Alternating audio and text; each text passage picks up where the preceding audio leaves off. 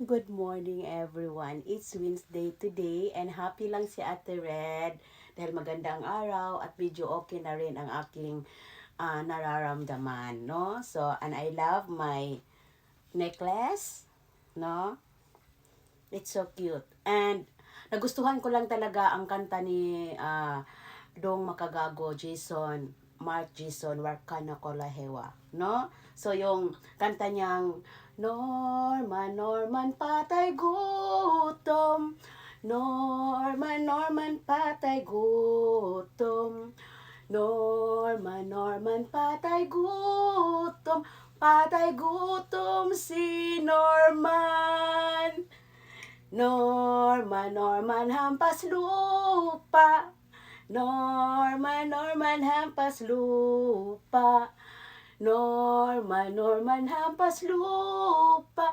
Hampas lupa si Norman. Bagay sa kanya yung kanta niyan, everyone, dahil si Norman ay patay gutom sa lahat ng bagay, hindi lang sa pagkain, in everything. Dahil, kung napansin niyo siya, lahat ng nakikita niya sa kanya, lahat ng nakikita niya ng mga tao na mga high profile, kaibigan niya, patay gutom, 'di ba? Patay gutom sa atensyon, patay gutom sa mga bagay, patay gutom sa kahit ano-anong mga akala niya na like pera, alam niyo na, 'di ba? So, patay gutom bagay sa kanya, patay gutom hindi lang sa pagkain. Patay gutom din sa mga babae, kung ano makikita, kung sino makikita at mapagtsanchingan niya. Oh, and then hampas lupa din siya. Bakit? Hampas lupa siya, everyone, dahil yung bunganga niya, napakahampas lupa, mahilig siyang manira sa ibang tao, mangburaot sa ibang tao, mambasto sa ibang tao, manghamon sa ibang tao, mananako sa ibang tao, kaya hampas lupa talaga. At inutil.